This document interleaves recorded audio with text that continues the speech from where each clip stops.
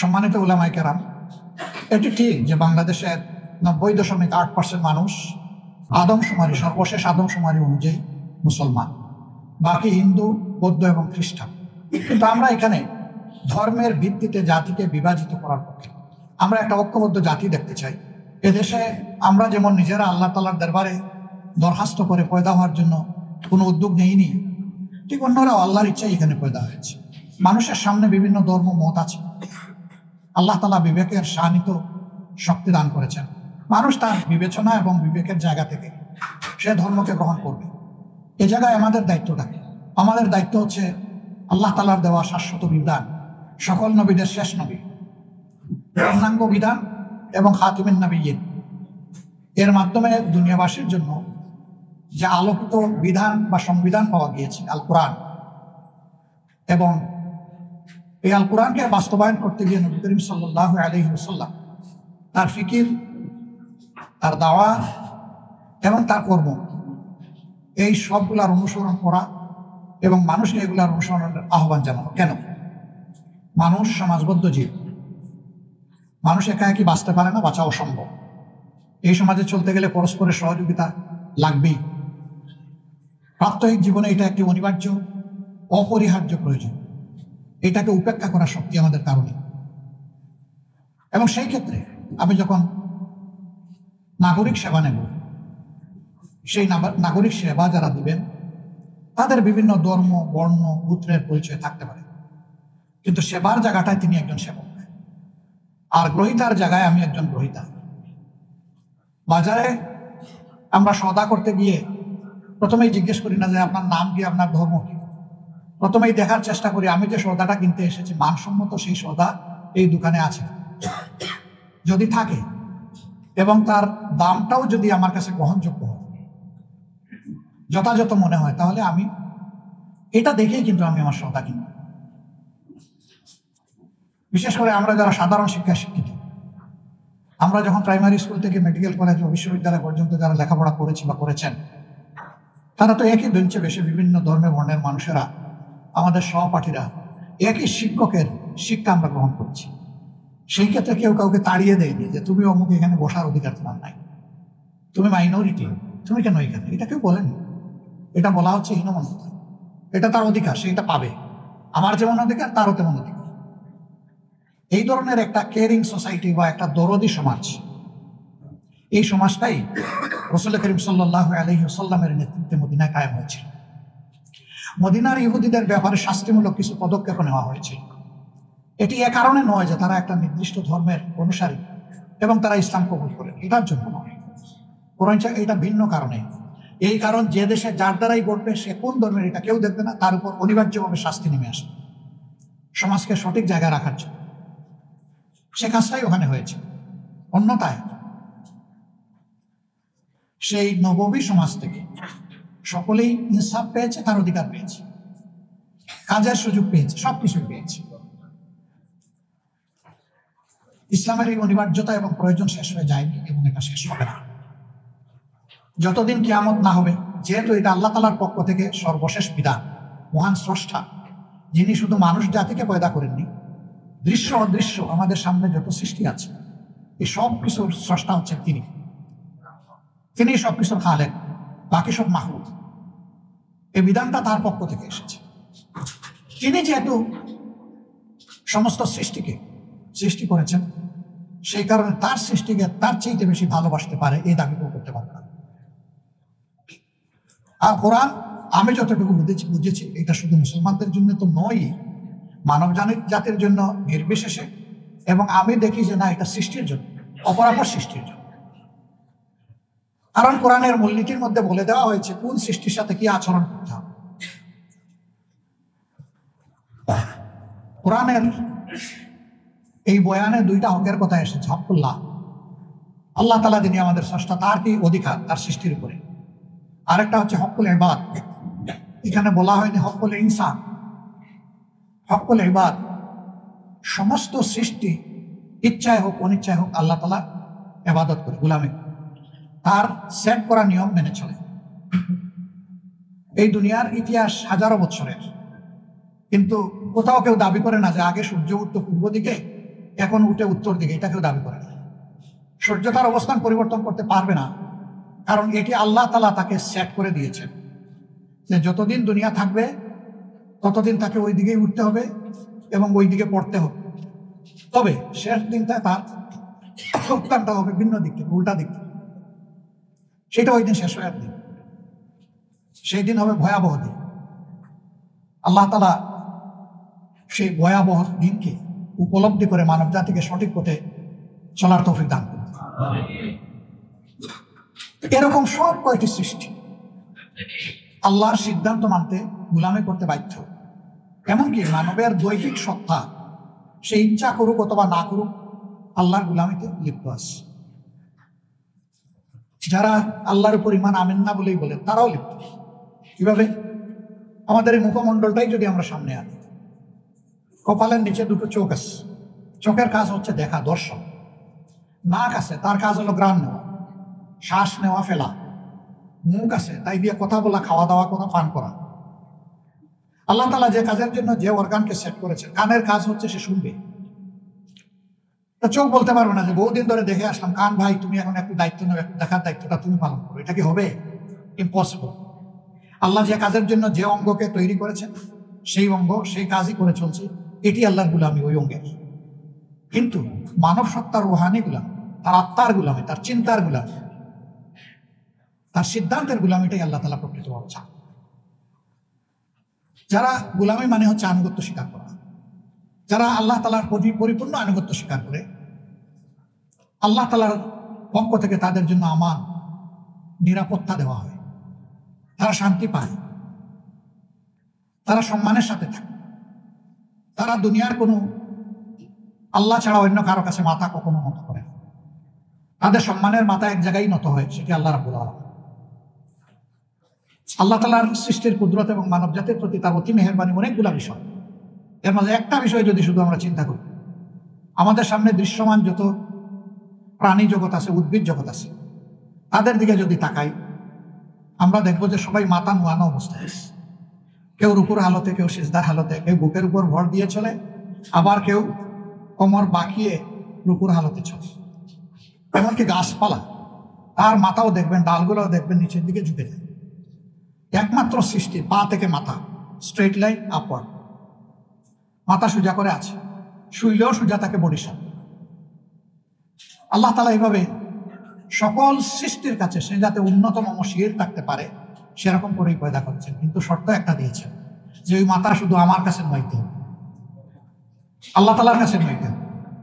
এই মাথা নোয়ানোর মানে হচ্ছে আল্লাহ তাআলার দরবারে বিনয়ী হওয়া, তার আনুগত্য প্রাণ ভরে মেনে নেওয়া। আল্লাহ তাআলা বিনয়কে বড় পছন্দ করে। এটি শুধু আল্লাহ তাআলার গোলামের ক্ষেত্রে নয়, মানুষের সাথে আচরণের ক্ষেত্রেও বিনয় হচ্ছে প্রকৃত মুমিনের আত্মার ভূষণ। যে মানুষ যত বিনয়ী হয় আল্লাহ তাআলা মানুষের মনে তার প্রতি তত বেশি ভালোবাসা পয়দা করে দেন। কিন্তু যে মানুষ বিনয়ী হতে পারে না, সে মানুষের সামনে এসে অন্যরা যতই তাকে সম্মান প্রদর্শন করুক, আড়ালে আবদালে তাকে সম্মান করে, বলে যে এই লোকটা অহংকারী, দাম্ভিক, উদ্যত। বিনয়ী মানুষের ক্ষেত্রে মানুষ এই ধারণা নেয় না। মানুষ বলে ইনি মাটির মানুষ। মাটির মানুষ মানে কি? মাটির মানুষ মানে হচ্ছে যে এই যে মাটির উপর দিয়ে হাজার হাজার বছর ধরে সমস্ত প্রাণী চলে, যন্ত্রযান চলে, পানি গড়িয়ে যায়, সাপ বিচ্ছুও চলে, মাটি কোনোদিন বিদ্রোহ করে না, সব কিছু বার নীরবে বহন করে চলছে। বিনয়ী মানুষটাও তার সমাজকে ধারণ করে সমাজের দুঃখ, কষ্ট, বঞ্চনা সে তার ঘাড়ে নেবে এবং সেইটা ফেলে দেবে না, বিদ্রোহ করবে না। সেইটা নিয়ে অন্যকে রিলিফ দেওয়ার, শান্তি দেওয়ার চেষ্টা করে। সম্মানিত বন্ধুগণ, আল্লাহ তাআলার পক্ষ থেকে মানুষকে সেই বিনয়টাই অবলম্বন করতে বলা হয়েছে। ইবাদুর রহমানিল্লাযীনা ইয়ামশুনা আলাল আরদি হাওনা ওয়া ইযা খাতাবাহুমুল জাহিলুনা ক্বালু সালামা। রহমানের অনুগত বান্দারা জমিনে যখন চলাফেরা করবে তখন তারা বিনয়ের সাথেই চলাফেরা। তবে জীবন চলার পথে বিভিন্ন জায়গায় বিভিন্ন চ্যালেঞ্জ আসবে। কিছু মানুষ তার বিনয়ের পথটাকে রুদ্ধ করে দিতে চাইবে, তার সরল এবং সত্য পথের উপর চলাকে বন্ধ করে দিতে চাইবে। তাকে বিভিন্ন প্রশ্ন মানে জর্জরিত করবে, কুতর্কে জড়াবে, তারপর মিথ্যা অপবাদ আরোপ করবে। এরকম যদি কোথাও কারোর সাথে মোলাকাত হয়ে যায়, প্রথমে বিনয়ের সাথে সহজ সরলভাবে তার সাথে আলাপ হবে। যদি মনে হয় যে সে তো হার মানার লোক না, সে যে কোনো মূল্যে সত্য মিথ্যা হোক সে জিততে আসছে, এই ক্ষেত্রে আল্লাহ তাআলা সমাধান দিয়ে ঔষধ দিয়ে বলছেন, এখানে ঔষধ হলো সালামা, ওর শান্তি কামনা করে এখান থেকে চলে যাবে। আল্লাহর দেওয়া মূল্যবান সময়কে নষ্ট না। ওলামা হযরত, আপনারা চলতে গিয়ে দেখবেন চলাফেরায় যে দিনের ব্যাপারে অনেকেই সেই রকম চ্যালেঞ্জ ছুড়ে দেবে। এই ক্ষেত্রে আল্লাহ তাআলা বলেন নাই যে চ্যালেঞ্জের মোকাবিলায় তুমি আর একটা শক্ত পাল্টা চ্যালেঞ্জ ছুড়ে দাও। বলেছেন এই ক্ষেত্রে আপনি চলে যান, তার জন্য শান্তি এবং কল্যাণ কামনা। হতে পারে আপনার দোয়া তার জন্য বরকতের কারণ হয়ে যাবে, আল্লাহর দরবারে কবুল হয়ে যাবে। সে সত্যকে উপলব্ধি করার জন্য তার দিলের জানালা খুলে যাবে এবং এরপরে হয়তো ওরকম তর্কে সে আপনার সাথে আর জড়াবেই না। আবার যদি তার ভাগ্যে সেরকম হিদায়া না থাকে, তাহলে আপনি দিনের পর দিন তার সাথে সময় দিতে পারেন, কিন্তু আপনি জোর করে তাকে হেদায়েত দেওয়ার মালিক আপনি নন। হেদায়েতের এই চাবি আল্লাহ তাআলার হাত। এই জায়গায় অসহিষ্ণু হওয়ার আমাদের কোনো সুযোগ নেই। যখন কোনো জাতি সংকটে পড়ে, তখন সেই জাতিকে, ওই জাতির আলেম বা শিক্ষিত লোকদের দায়িত্ব হচ্ছে তারা পথ দেখাবে। তারা হবেন জাতির রাহবার। বাংলাদেশ এবং জাতি স্বাধীনতার পরে এক এক করে ৫৪টি বছর পার করেছে। প্রথম স্বাধীনতা যদি আমরা চিন্তা করি ৪৭ সালের, তাহলে এই থেকে যোগ করলে হয়ে যাবে ৮৪ বা ৮৫ বছরের কাছাকাছি। এরকম সময় অতিক্রম করার পরেও ৮৪ বছর হবে। আমাদের সমাজে একটা মানবিক সমাজ, একটা দায়িত্বশীল সমাজ হিসেবে এই জাতি তো সংকটে আছে। এই সংকটে কোরআন এবং সুন্নাহর আলোকে উলামায়ে কেরাম যদি জাতিকে পথ দেখান, আশা করা যায় যে জাতি পথ পাবে এবং উপকৃত হবে। জাতি এটি আপনাদের কাছে প্রত্যাশা করে। উলামায়ে কেরামের মধ্যে জাতি একটা ইস্পাত কঠিন ওয়াক্য দেখতে চায়। জাতি চায় যে ইসলামের মৌলিক বিষয়ে, জাতীয় জীবনের প্রয়োজনীয় বিষয়ে উলামায়ে কেরাম ঐক্যবদ্ধ থাকবেন, এটা জাতির প্রত্যাশা। কিন্তু এর ব্যতিক্রম হতে পারে। ব্যতিক্রমকে মেনে নিয়ে সহনশীল হতে হবে। পরস্পরের বিরুদ্ধে কোনো ধরনের আত্মঘাতী ঝগড়ায় লিপ্ত হওয়া যাবে না, বাহাসে লিপ্ত হওয়া যাবে না। হ্যাঁ, পরস্পরের প্রতি কল্যাণকামী হয়ে ব্যক্তিগত পর্যায়ে কথা বলব, মন খুলে কথা বলব। ওনার বক্তব্যটা শোনার মানসিকতা নিয়েও আমাকে যেতে হবে, শুধু নিজেরটা সমঝানোর জন্য না। এইভাবে যদি পরস্পরের বক্তব্যের প্রতি আমরা শ্রদ্ধাশীল হই, ইনশাআল্লাহ এই উলামায়ে কেরাম জাতিকে পথ দেখাবেন যেভাবে অতীতে দেখিয়েছি। আমরা উলামায়ে কেরামের কাছে এটাই আশা। আমরা আমাদের বিরাট হক ওনাদের উপর। কোরআন এবং সুন্নাহকে যেভাবে ওনারা ইলমি জগতে ধারণ করেছেন, সমাজের সাধারণ মানুষ এটা করতে পারেনি। আল্লাহ এই যে নিয়ামতটা বিশেষভাবে আপনাদেরকে দান করলেন, এটার শুকরগুজারি তখনই হবে যে এই ইলমকে মানুষের কল্যাণে যখন আপনারা কাজে লাগাবেন। আমরা সেটাই আপনাদের কাছে আশা।